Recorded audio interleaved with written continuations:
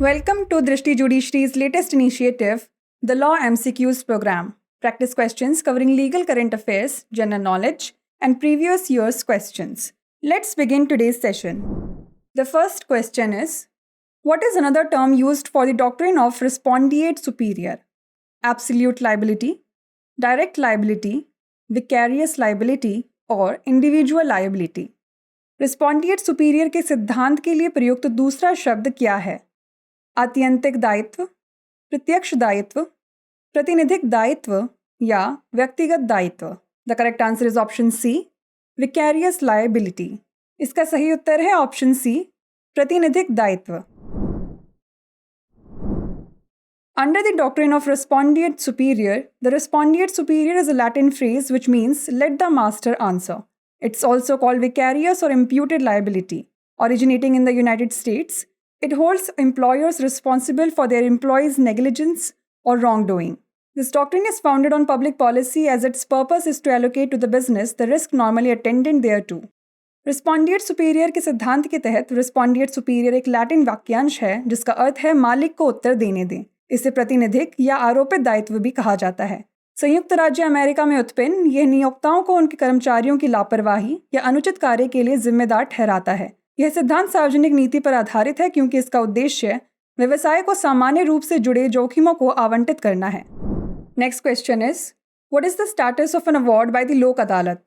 Appealable, non appealable, only applicable if parties agree और requires court approval? लोक न्यायालय द्वारा अधिनिर्णय की स्थिति क्या है? अपील योग्य, गैर अपील योग्य, केवल तभी लागू होता है जब पार्टियां सहमत हों या न्यायालय की स्वीकृति की? The correct answer is option B, non appealable. इसका सही उत्तर है ऑप्शन बी, गैर अपील योग्य. Recently in the case of Chairman cum Managing Director, National Insurance Co. and others versus Kisha Devi and others, the Jharkhand High Court ruled that the permanent Lok Adalat can decide disputes unresolved by settlement agreements provided the dispute is non-criminal. The first Lok Adalat camp was organized in Gujarat in 1982. It gained statutory recognition through the Legal Services Authorities Act 1987. Awards made by Lok Adalats are binding on the parties. These awards hold the status of a civil court degree. They are non-appealable, ensuring swift resolution of disputes. हाल ही में अध्यक्ष सह प्रबंध निदेशक national insurance company और अन्य बनाम किशा देवी और अन्य के मामले में झारखंड उच्च न्यायालय ने फैसला सुनाया कि स्थायी लोक न्यायालय समझौता करार द्वारा अनसुलझे विवादों का फैसला कर सकता है बशर्ते कि विवाद गैर आपराधिक हो. पहला लोक न्यायालय शिविर 1982 में गुजरात में आयोजित किया गया था. इसे कानूनी सेवा प्राधिकरण अधिनियम 1987 के माध्यम से वैधानिक मान्यता प्राप्त हुई. लोक न्यायालयों द्वारा दिए गए फैसले पक्षकारों पर बाध्यकारी होते हैं. ये अधिनिर्णय सिविल कोर्ट डिग्री का दर्जा रखते हैं. विवादों के त्वरित समाधान सुनिश्चित करने के लिए अपील योग्य नहीं है. Next question is, under which article of the constitution ministers are collectively responsible to the house of the people? Article 72, article 73, article 74 और आर्टिकल 75. संविधान के किस अनुच्छेद के तहत मंत्री सामूहिक रूप से लोकसभा के प्रति उत्तरदायी होते हैं? अनुच्छेद 72, अनुच्छेद 73, अनुच्छेद 74 या अनुच्छेद 75? The correct answer is option D, article 75. इसका सही उत्तर है ऑप्शन डी, अनुच्छेद 75. Article 75 of the Constitution of India covers the appointment, duration, accountability, eligibility, swearing in, and salaries of the Council of Ministers. As per the Article 75, Clause 3, the Council of Ministers shall be collectively responsible to the House of the People. Bharat के संविधान के अनुच्छेद 75 में मंत्री परिषद की नियुक्ति, अवधि, जवाबदेही, पात्रता, शपथ ग्रहण और वेतन शामिल हैं.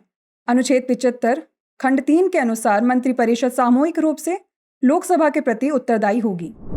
Next question is, which of the following is not a category of relief provided under the specific relief act? Recovery of possession of property, rescission of contracts, recovery of debts और कैंसिलेशन ऑफ इंस्ट्रूमेंट्स? निम्नलिखित में से कौन विशिष्ट राहत अधिनियम के तहत प्रदान की गई राहत की श्रेणी नहीं है? संपदा पर कब्जा वापस पाना, संविदाओं की विश्रांति, ऋण की वसूली या लिखतों को रद्द करना? The correct answer is option C, recovery of dates.